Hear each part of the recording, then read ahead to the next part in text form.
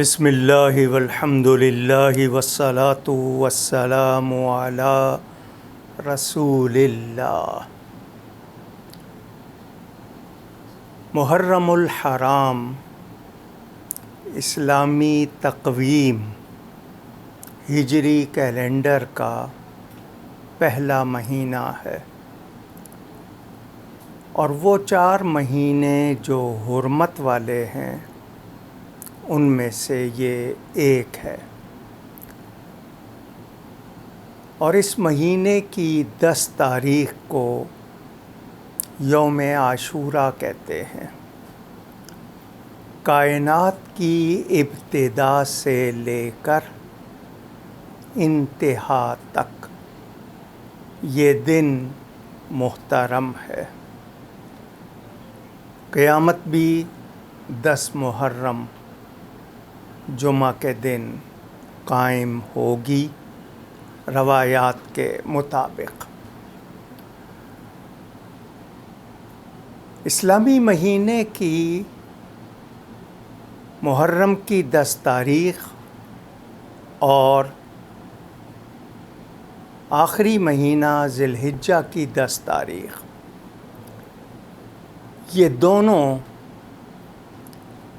اہم واقعات پر اور قربانی کے پیغام پر ہمیں بہت کچھ سکھاتی ہیں۔ خلیل اللہ حضرت ابراہیم علیہ السلام اللہ کے پیارے دوست اور نبی، اور میرے پیارے نبی پاک صلی اللہ علیہ وآلہ وسلم کے بعد نبیوں کی جماعت میں افضل مرتبہ رکھتے ہیں۔ ان کے بیٹے حضرت سیدنا اسماعیل علیہ السلام کی قربانی، اور 10 محرم کو حبیب اللہ اللہ کے آخری نبی صلی اللہ علیہ وآلہ وسلم کے بیٹے کی قربانی۔ تفصیل میں جائیں تو بہت باتیں، مختصراً یہ پیغام کہ ہم اللہ ہی کے لیے ہیں اور ہمارا سب کچھ اللہ ہی کے لیے ہونا چاہیے۔ اس کی رضا سے بڑھ کر ایک مومن کے لیے کچھ بھی نہیں۔ چند رسمیں بجا لانے سے محبت کا حق ادا نہیں ہوتا، بلکہ اصل بات سمجھنا اور سمجھ کر اس کو اپنی زندگی کا حصہ بنانا، یہ اصل پیغام ہے۔ امام عالی مقام سیدنا امام حسین رضی اللہ تعالی عنہ میرے پیارے نبی پاک صلی اللہ علیہ وآلہ وسلم کے نواسے ہیں، اور نبی پاک نے ان کو اپنا بیٹا بھی فرمایا، اپنا پھول بھی فرمایا۔ پھول میں رنگ، خوشبو، اثر جڑ کا ہوتا ہے۔ نبی پاک کے پھول ہیں، ان سے نبی پاک صلی اللہ علیہ وسلم کا ہی جمال و کمال ظاہر ہے۔ شہادت کی حقیقت میرے پیارے نبی پاک صلی اللہ علیہ وآلہ وسلم کی ذات پر پوری ہوئی، اس کا ظہور حسنین کریمین سے ہوا۔ اسی لیے اس شہادت کو ایک خاص درجہ مرتبہ حاصل ہے، اور خود خاندان رسالت سے دین کے لیے وہ عظیم قربانی، ہم صرف باتیں کرتے ہیں، انہوں نے جس کردار کا مظاہرہ کیا وہ دین کی بقا کے لیے، اسلام کو اس کی اصل پر باقی رکھنے کے لیے، حق و صداقت اور تقوی کی سربلندی کے لیے۔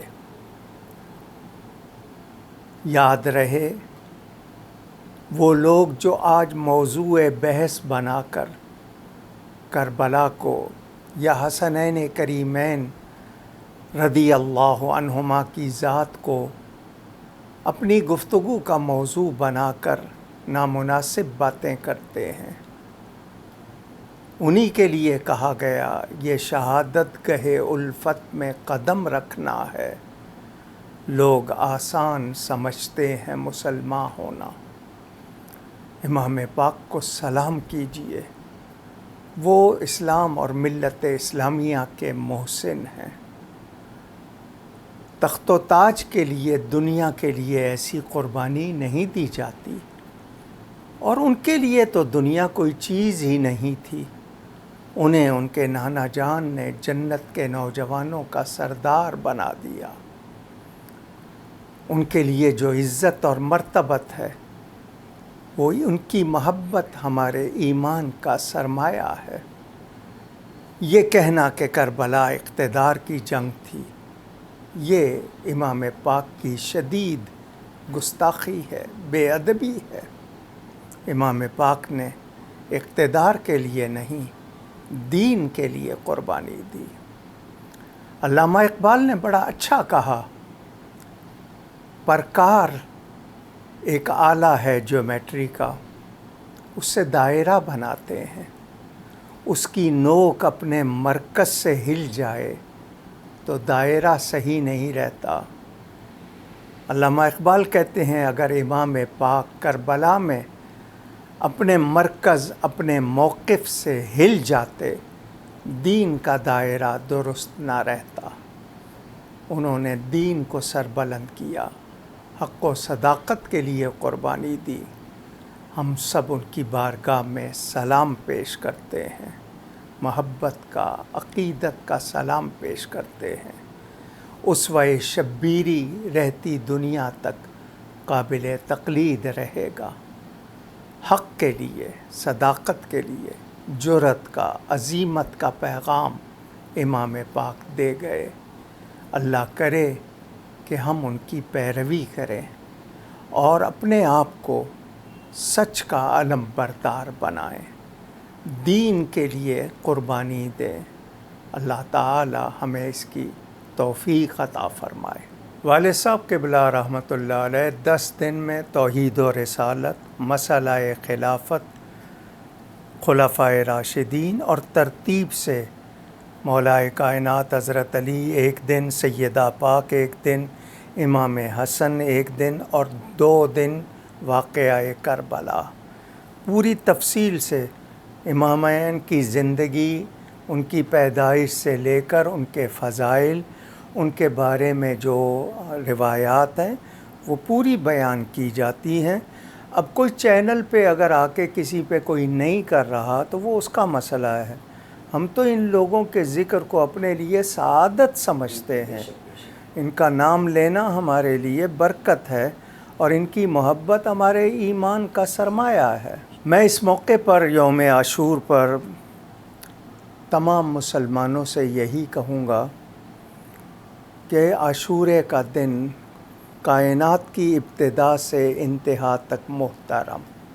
اسی دن کو اللہ تعالیٰ نے اپنے حبیب پاک صلی اللہ علیہ وآلہ وسلم کے شہزادے کی قربانی کے لیے چنا۔ ہمیں اس موقع پر خیال کیا رکھنا ہے؟ امام پاک کی قربانی کی روح کو سمجھنا ہے، اس کو ہم نے پیش نظر رکھنا ہے۔ ہمارا ہر وہ کام جس کی شریعت و سنت میں گنجائش نہیں، وہ نہ ہمیں فائدہ دے گا نہ امام پاک کو خوش کرے گا۔ ہمیں کوشش کرنی ہے کہ ہم امام کو اپنا امام مانتے ہوئے عہد کریں کہ ہم سچ کا ساتھ دیں گے، ظلم کے خلاف ہمیشہ کھڑے ہوں گے، اور شریعت و سنت کے خلاف کسی بات کو کبھی قبول نہیں کریں گے۔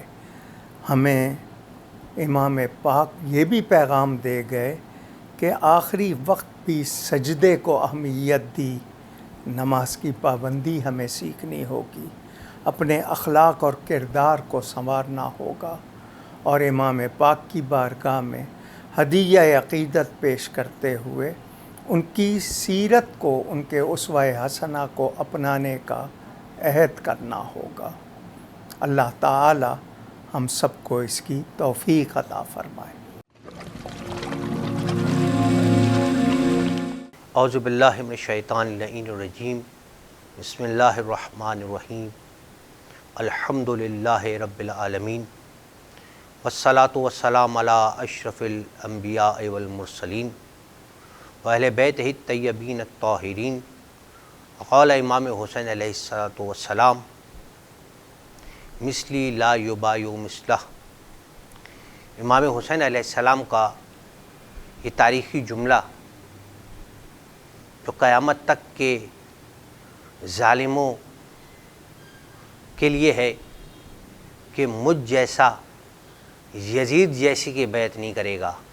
امام حسین نے یہ نہیں کہا کہ میں یزید کی بیعت نہیں کروں گا، بلکہ قیامت تک کے آنے والے حق پہ چلنے والے اسلام پر عمل کرنے والوں کے لیے پیغام دیا کہ دیکھو، جب کبھی بھی حق کی بات ہو تو ہمیشہ حق کی جانب رہنا، کبھی ظالم سے ڈرنے کی ضرورت نہیں ہے، ظالم سے مغلوب ہونے کی ضرورت نہیں ہے۔ اور اسلام وہ قیمتی شے ہے کہ جس پہ ہر شے کو قربان کیا جا سکتا ہے، لیکن اسلام کو کسی شے پہ قربان نہیں کیا جا سکتا۔ آج دنیا ظالم کے سامنے کھڑے ہونے سے ڈرتی ہے۔ کس بنیاد پہ ڈرتی ہے؟ کہ ظالم کیا کر دے گا۔ ظالم حد سے حد یہ کہ آپ کو موت کے گھاٹ اتار سکتا ہے۔ اور مولا کائنات کا وہ عظیم جملہ کہ لوگ جائیں قبرستان کو دیکھیں، ان لوگوں سے قبرستان بھرے پڑے ہیں جو حق کی خاطر اس لیے نہیں کھڑے ہوئے کہ وہ مارے جائیں گے۔ اور امام حسین نے فرمایا کہ اگر جسم کے لیے موت ہے تو بہترین موت، شہادت سے بہترین موت کوئی نہیں ہے۔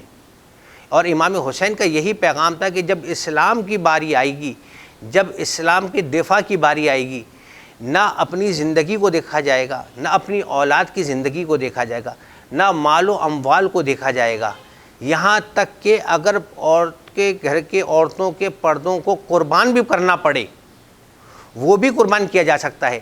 اگر قیمتی رشتہ دنیا میں سب سے زیادہ کیا ہوتا ہے؟ سب سے قیمتی رشتہ انسان اپنے والدین کے بعد اپنی اولاد سے محبت کرتا ہے۔ اور امام حسین نے وہ پیغام دیا کہ سب سے پہلے جو قربانی دی کربلا کے اندر، وہ اپنے بیٹے کی قربانی دی، شہزادے علی اکبر کی قربانی دی۔ اور جو سب سے آخری قربانی دی وہ بھی اپنے بیٹے جناب شہزادے علی اصغر کی قربانی دی۔ اور دوسرے جتنے بھی رشتے ہیں آپ کربلا میں آ کے دیکھیں تو تمام وہ رشتے جو آج جن کے اندر احترام ختم ہو گیا ہے، وہ کربلا بتا رہی ہے وہ احترام کیا ہے، بہن کا احترام کیا ہے، بچوں سے محبت کیا ہے، بھتیجوں سے محبت کیا ہے، بھانجوں سے محبت کیا ہے۔ اگر آپ نے چچا اور بھتیجی کی محبت کو دیکھنا ہے تو آپ کربلا آپ کے لیے مثال ہے۔ اگر آپ نے بہن اور بھائی کی محبت کو دیکھنا ہے، کربلا آپ کے لیے مثال ہے۔ اگر آپ نے اولاد اور والد کی محبت کو دیکھنا ہے تو بہترین مثال ہے۔ اور یہ بہترین مثالیں قائم کس وجہ سے ہوئیں کہ ان کی مائیں ایسی تھیں کہ جنہوں نے ہمیشہ اپنے بچوں کو یہی سکھایا کہ ہمیشہ تم نے اسلام کے اوپر امام حسین علیہ السلام پہ قربان ہونا ہے۔ یہ قربانی کا درس ہمیں کربلا سے ملتا ہے۔ اور کربلا میں وہ محبتیں موجود ہیں کہ جہاں بہن اپنی اولاد کو بھائی پہ قربان کر رہی ہے، جہاں وہ محبتیں موجود ہیں کہ جہاں بھائی بھائی پہ قربان ہونا چاہ رہا ہے، جہاں وہ محبتیں موجود ہیں جہاں دوست کوفہ سے نکل کر اپنے دوست امام حسین علیہ السلام پہ قربان ہونے کے لیے جناب حبیب مظاہر جا رہے ہیں۔ اور کیسی محبت ہے جناب حبیب اپنے مظاہر کی کہ جب امام حسین علیہ السلام کا خط ملا جناب حبیب بن مظاہر کو کوفہ کے اندر، تو انہوں نے ایک پل یہ نہیں سوچا کہ میرے جانے کے بعد میری زوجہ کا کیا ہوگا، میرے بیٹوں کا کیا ہوگا، میرے اموال کا کیا ہوگا۔ آج انسان یہی سوچتا ہے نا کہ اگر مجھے کچھ ہو گیا تو میری اولاد کا کیا ہوگا، میرے گھر والوں کا کیا ہوگا۔ لیکن جناب حبیب نے یہی سوچا کہ اگر آج میں قربان نہیں ہوا تو بروز حشر رسول خدا کو کیا چہرہ دکھاؤں گا۔ اور یہی وہ قربانی کا جذبہ تھا کہ جس کو جناب حبیب لے کے نکلے۔ اور جب جناب حبیب نے دیکھا کہ زوجہ بھی تیار ہے تو وہ زاروں قطار رونے لگے کہ مولا آپ اتنی غربت میں آ گئے کہ اب گھر کی عورتیں آپ پہ قربان ہونا چاہ رہی ہیں۔ جناب حبیب نے اپنے غلام کو بھیجا کہ کوفے کے حالات ایسے نہیں ہیں کہ کوفے سے سیدھا جایا جا سکے۔ غلام ان کا گھوڑا لے کے باہر گیا اور جناب حبیب کو جب آنے میں تاخیر ہوئی تو جناب حبیب نے دیکھا کہ غلام کہہ رہے گھوڑے سے کہ گھوڑے تو فکر نہ کرنا، اگر میرا آج آقا نہ آ سکا تو کوئی بات نہیں، میں تجھ پہ سوار ہوں گا اور امام حسین کی مدد کو جاؤں گا۔ یہ حبیب دوسرے مقام پہ گرے کہ مولا آپ اتنے غریب ہو گئے ہیں کہ اب غلام تک آپ کی مدد کے لیے تیار ہو گئے ہیں۔ اور جب جناب حبیب پہنچے ہیں کربلا کے اندر، کربلا کے میدان میں، تو خود امام حسین علیہ السلام استقبال کے ہیں، جناب عباس استقبال کے لیے آئے ہیں۔ یہ وہ قربانیاں ہیں، یہ دوست کی وہ قربانی ہے جو دوست کے لیے کی جا رہی ہے۔ وہ مائیں کربلا کی کیسی عظیم مائیں تھیں۔ آج حالات خراب ہو جائے تو ہمارے گھر کی مائیں کیا کرتی ہیں کہ بیٹا گھر سے باہر نہیں جانا، حالات خراب ہیں، نہ جانے کہ کس طرح کے معاملات ہو جائیں۔ لیکن کربلا میں وہ مائیں تھیں جو ہر ماں یہ چاہ رہی تھی کہ جب قربانی کی باری آئے تو سب سے پہلے میرا بچہ امام حسین پہ قربان ہو، میرا بچہ اسلام پہ قربان ہو، کہ تاکہ بروز حشر رسول خدا کے سامنے جا کے سرخ ہو جاؤں، یا رسول اللہ میں نے اپنے بچے کو آپ کے دین پہ قربان کر دیا ہے۔ یہ وہ جذبہ تھا کربلا کی ماؤں کا، کہ جہاں جناب ام رباب بھی، کتنے بچے ہیں جناب ام رباب کے؟ 2 ہی بچے ہیں، ایک جناب سکینہ ہے جو 3 سال کی ہیں، ایک شہزادہ علی اصغر ہے جو 6 ماہ کے ہیں، پریشان ہیں کہ بیٹیوں پہ جہاد ساکت ہے۔ بیٹا اتنا چھوٹا ہے 6 ماہ کا جو گھٹنیوں کے بل بھی نہیں چل کے جا سکتا۔ امام حسین نے ان کو تسلی و تشفی دی کہ تمہیں ام رباب گھبرانے کی ضرورت نہیں ہے، جو سب سے بڑا جہاد ہوگا کربلا میں وہ تمہارے بیٹے کا جہاد ہوگا۔ اب کربلا کے اندر جس نے بھی جہاد کیا، یا تو تلوار سے کیا یا نیزے سے کیا، لیکن جناب شہزادہ علی اصغر کا وہ جہاد تھا جو انہوں نے لبوں کے ذریعے کیا۔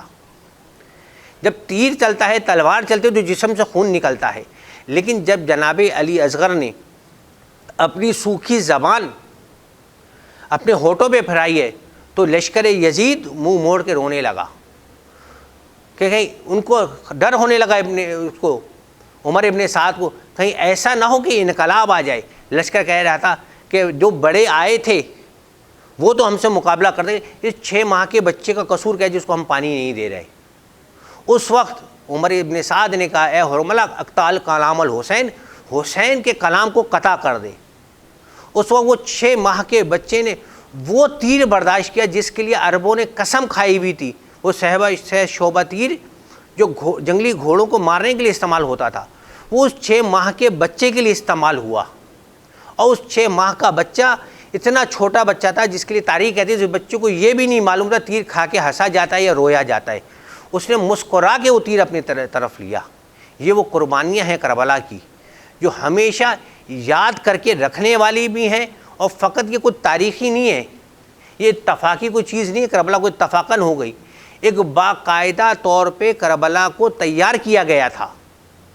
امام حسین کا کربلا میں آنا کوئی اتفاقی امر نہیں ہے، باقاعدہ طور پہ خط لکھا گیا تھا مدینے کے اندر کہ حسین کی بیعت لو، نہ دے تو سر کاٹ دو۔ امام حسین کو مجبوراً مدینہ چھڑوایا گیا۔